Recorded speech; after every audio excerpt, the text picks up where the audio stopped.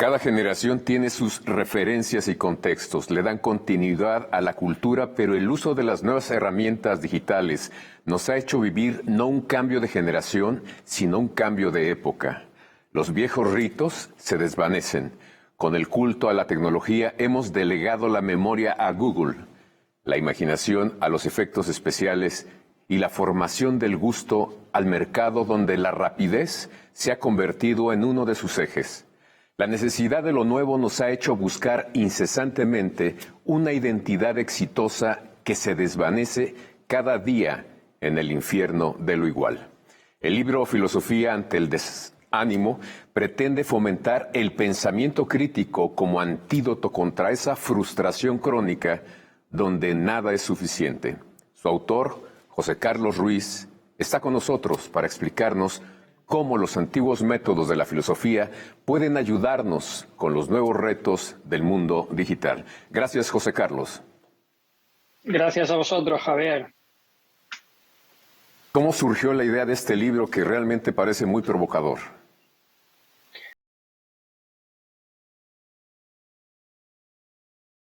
Llevaba teniendo desde hacía 4 años, cuando estaba, porque creo que a mí me ha pasado, no sé cómo lo percibís en México, pero estaba empezando a notar en los últimos 10 años, y por eso ya hace 4 años me puse a escribirlo y a organizarlo, estaba notando que el desánimo se iba filtrando por los poros de la identidad de muchas de las personas que yo quería. Y además se filtraba de distintas maneras y en distintas formas, y llegaba un momento en el que estas personas pasaban del desánimo a fases más grandes de depresión o de tristeza. Y yo quería comprender cómo iba configurándose una identidad, ser estables y que parecían tener una vida resuelta o bien organizada o bien jerarquizada, y en menos de 10 años o en 8, poco a poco se desintegra sin que nada especial, ¿no?, les haya configurado o les haya deformado esa identidad. Y creo que, bueno, mucho del resultado de este libro tiene que ver con ese análisis de las líneas temáticas, en este caso 10 líneas temáticas, por donde yo empecé a analizar que se filtraba ese desánimo en ellos, y también en mí, ¿no?, en muchas ocasiones. Y bueno, y quería dar esa cartografía del desánimo en el siglo XXI. Tiene mucho que ver con las nuevas tecnologías, ¿no? Claro, es inevitable. Es que si quieres analizar críticamente el mundo en el que estamos, tienes que acercarte a la tecnología de alguna manera, tanto para lo bueno como para lo malo. Es decir, el uso de la tecnología está configurando de una manera muy rápida señas de identidad. Tú has hecho una introducción maravillosa hablando de la pérdida de los rituales, que es uno de los temas con los que yo abro el libro y que Byung-Chul Han, el filósofo coreano, también trata en sus últimos libros, ¿no? Él habla del final de los rituales y de las ceremonias. Yo, sin embargo, distingo mucho esa pérdida del ritual porque la tecnología se impone dentro del ámbito de la intimidad, y entonces en esa intimidad se generan ceremoniales en el mundo virtual frente a la posibilidad de vivenciar, ¿no?, con lo cercano ese ritual que antes se asentaba, por ejemplo, el placer o el deseo. Y sí, inevitablemente tenemos que tener ese ámbito de trabajo, ¿no?, de análisis, la tecnología. Eran procesos más largos los que llevábamos a cabo y ahora con la tecnología, con el concepto de rapidez, tratamos de construir curiosamente identidades. Queremos ser diferentes, pero también curiosamente repetimos los que cientos o miles de personas están haciendo de manera simultánea. Es paradójico, tal y como tú lo has presentado, es paradójico, porque pierdes una seña de identidad que tiene que ver con el ritual de lo próximo en ti, es decir, con lo cercano, con lo familiar, con tu barrio, con tu colegio, con el sitio en el que naces, con todos esos rituales, de repente los pasas a un segundo plano y empieza el ceremonial de Internet a configurar una identidad. Y como estás consumiendo identidades de lo virtual, empiezas a construir una identidad dentro de lo virtual donde quieres singularizarte. Es decir, tu yo digital quiere aparecer singularizado dentro de un mundo de yo digitales, ¿no? Y es muy paradójico que no te hayas parado a pensar que lo que te hace singular son las circunstancias y los contextos de tu vida real. Es decir, lo que te da esa identidad es ese hilo que te une a tu familia, a tu hogar, al ritual, etcétera, etcétera. Entonces, bueno, yo hablo ahí al principio del tema de la máscara o de las máscaras, cómo ha desaparecido la mirada del otro que tú integrabas y ibas cambiando de máscara en función de si la identidad del otro pues era tu padre. Entonces te ponías un tipo de máscara para charlar con ellos con un cierto respeto y unos rituales. Si lo hacías con los amigos, utilizabas otra máscara. Si lo hacías con los profesores, utilizabas otra máscara. ¿Por qué? Porque la singularidad de cada uno de esas personas te iba cambiando de máscara de manera muy positiva, porque integrabas al otro en tu identidad. Ahora no. Ahora todo el mundo busca esa singularidad en el mundo digital, en esa máscara que yo llamo hiperreal, que te desgasta mucho porque tienes que aparentar una perfección en ese avatar que construyes. José Carlos, estás tocando también un tema esencial y tiene que ver, y lo has manejado también en tu libro, con el principio de autoridad. La relación con el otro también lo está descalificando. Descalificamos, por ejemplo, en el sector académico a los maestros porque luego no están tan actualizados como los jóvenes en ciertos temas, entre comillas, porque muchas veces se alimenta, digamos, de mucha información que no tiene sustento. Y en el caso también de los gobiernos, estamos caminando, digamos, por una ruta en donde se cuestiona de manera constante a todo principio de autoridad. Totalmente, y es que creo que hemos perdido algo muy importante en los procesos de construcción identitarios o incluso los pedagógicos, que es el concepto de maestría y el concepto de legado. Es decir, la maestría ha dejado de reconocerse y de hecho ya nadie se confiesa alumno o discípulo de, porque parece que implica una pérdida de categoría en el sujeto si reconoces que eres discípulo de alguien, ¿no? Ya si te vas a los medios de comunicación, especialmente en el sector cultural, nadie dice, no, yo soy discípulo del catedrático, pues yo que sé, Ramón Román en mi caso, ¿no? Yo me reconozco discípulo de un catedrático de filosofía de Córdoba, al que le tengo mucho cariño y que a mí me ha enseñado mucho, más allá incluso de lo académico. Y a mí me enorgullece reconocerme discípulo, pero yo creo que esto se está perdiendo, está desapareciendo porque parece que es minusvalorar los procesos identitarios. Eso por un lado. Y por otro lado está el concepto de legado o de herencia, ¿no? Parece ser que heredar implica no tener capacidad de iniciativa o de construcción propia y entonces se está cayendo en desuso. Sí, totalmente. No tenemos, digamos, una tradición que nos esté validando o que nos ayude a caminar por la vida, pero también le estamos dinamitando, le estamos negando de manera constante en busca de lo nuevo. Apostamos por lo novedoso, me da la impresión, precisamente para ser diferentes y tener una identidad ante los demás. Claro, la gran pregunta sería ¿por qué nos parece que lo novedoso es bueno? Es decir, ¿en qué momento hemos hecho la asociación entre nuevo con bueno, per se? Es decir, ¿por qué le hemos dado esa categoría a la novedad de que tiene que ser bueno? Porque esto no siempre ha sido así. Hace 20 o 30 años, las generaciones anteriores, especialmente yo recuerdo a mis padres, cuando alguna novedad irrumpía en el ámbito de lo social o en el ámbito de lo personal o en su intimidad, siempre se recibía con un poco de escepticismo sano. Es decir, se decía, bueno, ha llegado algo nuevo, vamos a ver qué tal. Vamos a probar, ¿no? Yo no sé si allí conocéis la olla express, ¿no? La olla express, que era una olla que apretabas, metías todas las habichuelas, las lentejas o los garbanzos, ¿no? Y los avíos del cocido, apretabas aquello y la presión era tan fuerte que te lo hacía en media hora. Bueno, pues yo cuento que esto no era así. Es decir, mi madre hacía un cocido o unas faves o unas habichuelas y tardaba 4 horas y media a fuego lento, despacito, ¿no? Y cuando le trajo mi padre la olla express por primera vez, me dijo, eso no puede estar bien, esto es muy raro. Es decir, que una olla de estas haga en media hora lo que yo tardo en hacer 4 y media es que algo pierde, ¿no? Y siempre había escepticismo. Luego lo comprobaba y si funcionaba, entonces la incorporaba a su vida. Pero la novedad, por la novedad, no tenía un valor en sí. Simplemente era algo que había que experimentar para ver si a ti te venía bien o no. Hoy esto ha desaparecido. Hoy la neofilia, yo lo llamo neofilia, es decir, el amor por lo nuevo, configura cualquier seña de identidad de un sujeto que se lanza hacia ella de una manera casi frenética y está pasando en todos los sectores, especialmente, y a mí me preocupa mucho, en el sector educativo, donde se está lanzando la gente a técnicas educativas novedosas sin haber contrastado realmente a medio o a largo plazo si aquello tiene éxito o no. Así es, José Carlos. Tenemos que ir a un corte y regresamos contigo.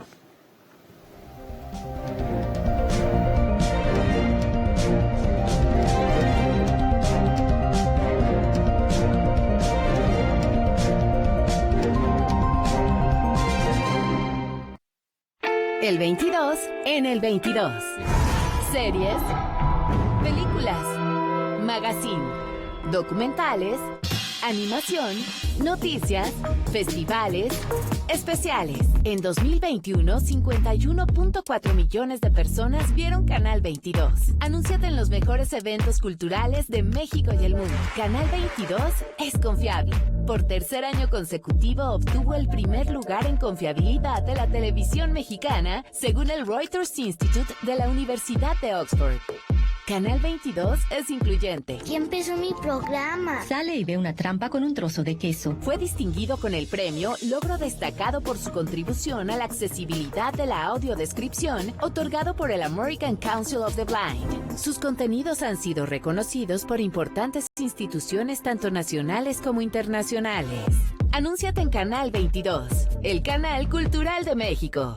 En 1992, varias parejas nos contaron de lo que esperaban al casarse. Hice una película de amor en una isla. 30 años después, como los mismos. Documental Luna de Miel. Los hemos reunido para que nos cuenten sus historias y sobre las transformaciones de la isla. El porcentaje de divorcio en nuestro país es alto. Me casé otra vez ahora. Amores Cubanos. Lunes, 21:30 horas. Idea de la pandemia, de cómo se gestan las pandemias en el mundo. Un espacio donde se habla de curiosidades, lenguaje, literatura, arte, ciencia y mucho más. Porque los temas más trascendentes publicados en la revista también los encuentras en la televisión. Algarabía TV. Viernes, 21:30 horas. Por Canal 22. La cultura se ve en todas partes.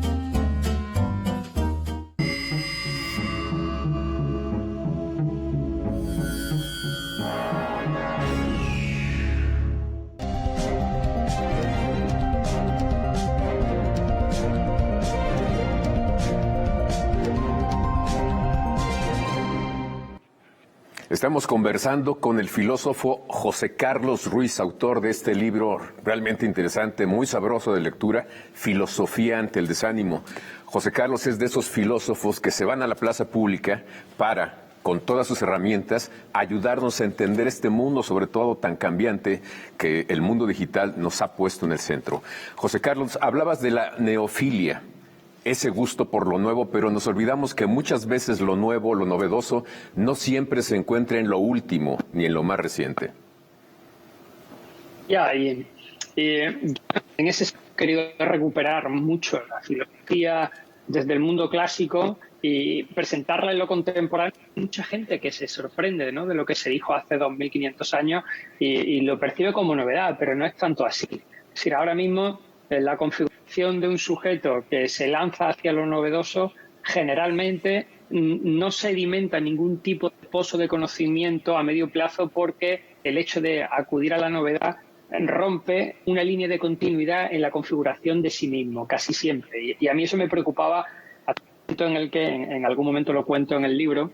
Creo que desapareciendo el concepto de moda, que era algo que perduraba en el tiempo hacia cierto modelo de población, es decir, la moda, pues si se anunciaba un coche de lujo, tú veías que estaba orientado a un público de economía alta a partir de 35 o 40 años hasta los 60, y entonces no te sentías interpelado por la moda. Decías, bueno, este no es mi sector, eso no va hacia mí, no había una interpelación. Pero de repente las nuevas tecnologías han creado la tendencia, y en las tendencias han conseguido algo espectacular a nivel de consumo, y es que todo el mundo quiera formar parte de la tendencia. Yo lo cuento en el libro en algún momento, cómo esto me vislumbró, ¿no? Estaba un día en el gimnasio, de 5 años, entraba en una clase de pilates con una alumna mía de la universidad que tiene 21. Yo estaba de lejos viendo la escena, ¿no? Y resulta que las dos iban vestidas igual, de la misma tienda, es decir, las mismas mallas y las zapatillas de deporte. Y me hizo mucha gracia porque estaban hablando con una naturalidad y iban a entrar a hacer pilates. Y pensé, ¿cuándo una generación de 75 años se mezcla con una de 20 para compartir una actividad como esta sin que ninguna de las dos generaciones se sienta fuera de contexto? Diga, oye, esto no va conmigo, ¿no? Y luego mi padre se lleva las zapatillas de deporte que llevo yo para andar por la calle. O mi vecino, que es un ejecutivo, va con patinete eléctrico, como lo hacen mis alumnos en la facultad. De repente, las novedades se presentan como una tendencia donde el sujeto olvida su seña de identidad. Es decir, olvida olvida sus circunstancias económicas, ocupa dentro de la jerarquía social y desea acceder a todas las novedades como sea. Entonces, han conseguido algo espectacular y es que todo el mundo quiere formar parte de la tendencia, absolutamente todo, con lo que han conseguido el consumidor universal.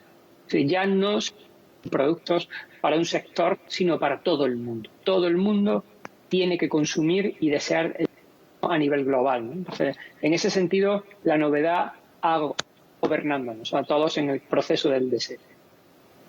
Sin duda alguna. Tu libro tiene capítulos muy interesantes y tocan temas básicos y clásicos, como ya has dicho, que tienen que ver, por ejemplo, con la amistad, con el amor, con el dolor, con la ignorancia. ¿Qué tanto nos ayudan las reflexiones de los antiguos filósofos a entender las cosas nuevas? Hombre, yo creo que son un bastón maravilloso. Hay una cita de Norberto Bobbio, el filósofo italiano, cuando yo era muy viejecito, que nos estamos equivocando al despreciar el conocimiento de los ancianos, sea un anciano de edad o sea un anciano histórico, filosófico, porque su conocimiento es un conocimiento de experiencias en la vida. Y parece ser que en el siglo XXI, como el mundo digital está ganando la batalla al mundo real, o por lo menos se está poniendo a nivel, ¿no?, todo aquel que no haya participado de esa digitalización de la vida parece que su tipo de conocimiento no se pone en valor, ¿no? Y claro, al final la vida se trata de vivirla, no de digitalizarla. De ahí que la filosofía, cuando se recupera en el saber antiguo, es una filosofía en muchas ocasiones que está sostenida en lo vivencial. Es vivencia que mucha gente está configurando de lo concreto hacia la idea. Cuando yo actualizo cualquier tema filosófico en el siglo XXI y utilizo a Nietzsche, o utilizo a Stefan Zweig, o utilizo, yo que sé, a Levinas, ¿no?, que dice que lo bonito del ser humano es escaparse, ¿no?, de uno mismo, o a Heidegger, cuando todo eso aparece en el libro, lo utilizo como un bastón para las temáticas contemporáneas, que vea que realmente la construcción de la identidad no es algo novedoso, claro. Interpretar cómo la tecnología está haciéndolo, pero al menos que la diagnosis que se haga utilice ese bastón de la filosofía para comprender un poco mejor esto. José Carlos, cada vez más hay un mundo virtual, el famoso metaverso, está permeando, digamos, la vida que conocemos como vida normal. Digamos que la vida digital también se está metiendo en nuestras actividades cotidianas. ¿Qué tenemos que hacer con ese mundo que no construimos nosotros necesariamente, sino lo construyeron algunos empresarios según sus propias necesidades e intereses, que básicamente son económicos? Bueno, ahí yo creo que lo único que se puede hacer es, fíjate, los centros educativos, pedagogía de la mirada, empezando por ahí. Es decir, las generaciones tienen que aprender a mirar pantalla. Ya sea el meta, ya sea las redes sociales, me da igual, ¿no? Pero sí tienen que aprender a hacer esa pedagogía de la mirada, porque las narrativas de una pantalla no son las mismas narrativas de la vida real. Y puede dar lugar a una hibridación mental en el sujeto, es decir, que lo que vaya consumiendo en ese mundo digital empieza a afectarle en el mundo real y además empieza a configurar la realidad desde lo digital, ¿no? Es decir, que no sepa separar ambos universos, porque la obsesión de toda esta gente que está el metaverso como el ejemplo ascético del sujeto en la revelación de lo que vamos a llegar a ser. Puede estar muy bien, que puede dar pues transacciones comerciales, personales, si queremos, etcétera, etcétera, pero no se nos puede olvidar algo fundamental, y es que somos humanos corpóreos. Es decir, la esencia de la humanidad está en nuestro volumen. Es decir, el ser humano es un ser voluminoso. Y la red, yo lo comento en algún momento del libro, el concepto red es un concepto precioso que sirve para conectarnos unos con otros, pero también sirve para capturar a un organismo que en su medio natural se dejaría capturar. Y yo creo que eso es lo que hace muchas veces la pantalla si no caemos en el análisis. Captura de tu medio natural y te saca hacia el medio digital y te quita la esencia de tu naturalidad, que es tu materialidad. Entonces, en el metaverso podremos experimentar con gafas, sensibilidad, los tactos, incluso puede que olores, no lo sé cómo llegar a ser, ¿no? Pero incluso percibiendo todo eso, estás prescindiendo de lo corpóreo frente al otro cuerpo, es decir, estás prescindiendo de la materialidad. Por eso creo que es importante empezar haciendo una pedagogía y tomar conciencia de cuál es la esencia del ser humano. Sin duda alguna. Tenemos que ir a un corte nuevamente y estamos contigo.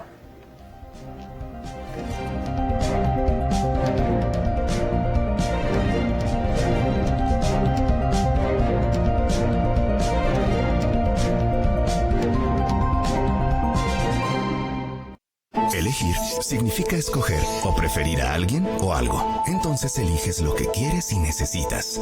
Cuando eliges que tu voz se escuche, puedes decir: yo soy el INE. Así, en primera persona. Cuando soy funcionaria o funcionario de casilla y cuento los votos: yo soy el INE. Cuando voto y me identifico: yo soy el INE. Si tú también debes elegir, elige decirlo con todas sus letras. Yo soy mi INE. Porque mi INE nos une. En 1992, varias parejas nos contaron de lo que esperaban al casarse. Hice una película de amor en una isla.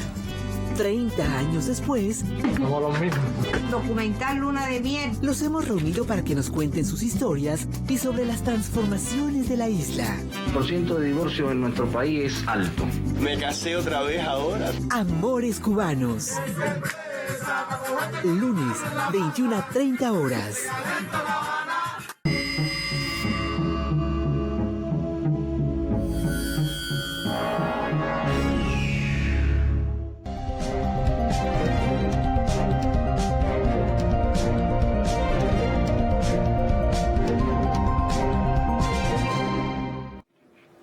José Carlos, tanto ha permeado el mundo digital a nuestra vida cotidiana que hay chicos en Japón que se les conoce como los hikikomori. Se encierran en su cuarto porque no quieren tener otro contacto con el mundo que no sea a través, digamos, de las conexiones de la web. Tu libro tiene sentido precisamente para evitar caer en estos casos extremos.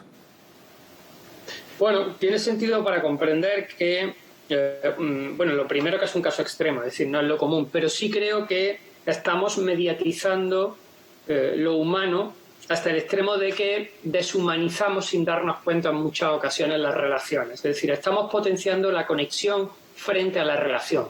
Y lo estamos haciendo porque la facilidad de conectarnos cada vez es mayor. Y las amistades, por ponerte un ejemplo, es decir, el hikikomori es verdad que se encierra y ya durante 2 o 3 años no tiene contacto con el mundo exterior, con lo que realmente sus relaciones se convierten en conexiones y va de un sitio a otro en esa conexión, pero es muy difícil entablar una relación. ¿Por qué? Porque la relación lleva compromiso e implica vivenciar.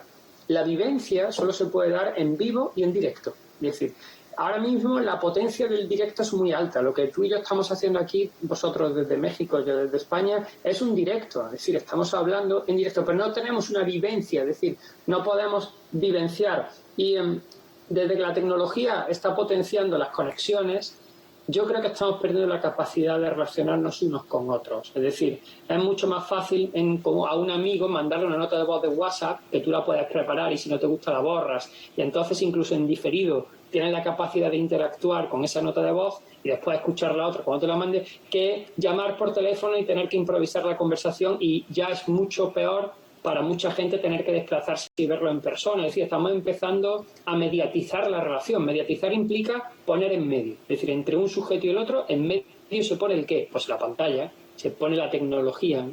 Y creo que el libro sirve para darte cuenta un poco de cómo se está configurando ese proceso. No, y es también para analizar las relaciones humanas, ¿no? Muchos jóvenes y adultos también, por supuesto, se centran, por ejemplo, en tener muchos seguidores y tener muchos likes de alguna publicación que tengan, en lugar de entablar un contacto más directo con sus interlocutores, ¿no? Bueno, al final el concepto del yo digital, yo entiendo, ¿no?, en muchas ocasiones lo atractivo que tiene la configuración de ese avatar que consiga atraer like o que quiera atraer like, porque evitas, cuando tú construyes un yo digital, evitas el elemento más importante de la configuración de un sujeto, que suele estar asociado a la circunstancia real, es decir, el lugar en el que naces, el momento en el que naces, las señas de identidad de tus padres, su nivel cultural, su nivel económico, todo eso desaparece en el yo digital. El yo digital te facilita que tú construyas tus circunstancias, que te presentes al mundo con las circunstancias que te dé la gana, como si fuera un triunfador, como si fueras guapo, como si fueras alguien muy intelectual. Da igual, ya las circunstancias, como nadie las conoce las reales, sino que son digitales, entonces yo entiendo ese atractivo. Lo que no entiendo es que la persona que sabe que está jugando en ese proceso de digitalización de su vida, ¿vale? Y lo entiendo porque se idealiza y se presenta como un ideal, se ve afectado, por eso digo que hay que hacer esa pedagogía, por el yo digital de los otros. Es decir, si tú estás idealizando tu avatar y todas tus publicaciones, deberías de tener muy claro que todo lo que consumes es exactamente igual de los otros. Es decir, que no es real, sino que es digital, ¿no? Y creo que en las generaciones más jóvenes igual esto no está tan claro y a veces permea, como tú has dicho muy bien antes, esa digitalización en el yo. José Carlos, estamos como más conectados, pero también estamos más aislados, ¿no? Y eso por momentos nos llega a producir angustia o desánimo, como bien dices en tu libro. Bueno, es inevitable. Yo creo que la facilidad de la conexión, que a mí me gusta mucho, porque es verdad que yo paso mucho tiempo en Internet y conectado con gente de otros países para investigar o para compartir información, es maravillosa. Lo único que pasa es que yo creo que tenemos que tener criterio en la conexión. Es decir, estamos conectando simplemente por entretenimiento o en algunos casos porque los criterios atencionales ya se han configurado de la pantalla hacia nosotros y no de nosotros hacia la pantalla. Es decir, estamos olvidando tener el control de la atención. Estamos desenfocados en ese sentido como sujetos. Entonces, claro, yo entiendo, ¿no? el que el sujeto que tenga un criterio atencional fuerte encuentre para mí, por ejemplo, me parece maravilloso el mundo de Internet porque las conexiones que me permite parten de un criterio previo a la conexión. Pero yo creo que esto es lo que está fallando en muchos sentidos. Si tuvieras que darnos algunos consejos de cómo afrontar o meternos al mundo digital a partir de la filosofía, a partir de algunas propuestas de tu libro, ¿cuáles serían? Pues el primero sería tener muy claro las narrativas digitales, es decir, hacer una pedagogía de la mirada. Yo hablo en algún momento del pensamiento crítico visual. Si vamos a acercarnos a una pantalla, es fundamental que tengamos los códigos de las narrativas digitales bien claros y que sepamos que Facebook tiene una narrativa, Instagram tiene otra distinta, TikTok tiene otra distinta, y eso se tiene que aprender o se tiene que analizar cuanto mínimo. Es decir, cuando cogemos una novela, tú vas relajado a leer la novela, y cuando coges un ensayo vas en tensión con tu lápiz y tomas nota y vas más despacito y revisas. Es decir, la actitud ante las narrativas, cuando tú sabes que son diferentes, cambia tu actitud. Y sin embargo, nosotros nos acercamos al móvil o a lo digital con la misma actitud siempre. Entonces yo creo que habría que empezar por ahí. Es decir, vamos a utilizar, como le pasó a Narciso. Narciso no tenía esa narrativa en el mito de Narciso, ¿no?, sobre el reflejo que había en el agua de sí mismo. Y resulta que de todo el mito de Narciso, que al final se muere porque se enamora de su propia imagen, en todo el mito de Narciso el elemento más importante es el agua, es decir, es el espejo, ¿no?, que le lanza un reflejo que Narciso no reconoce como real y se enamora. Bueno, pues yo creo que tenemos que empezar a recuperar, o al menos a poner en valor, ¿no?, esa pedagogía de la mirada si queremos tener un poco de tranquilidad al acceso del mundo digital. Así es, muchísimas gracias, José Carlos Ruiz, por esta conversación a partir de tu libro Filosofía ante el desánimo. Y gracias a ustedes por habernos acompañado aquí en Debate 22 y los espero la próxima semana.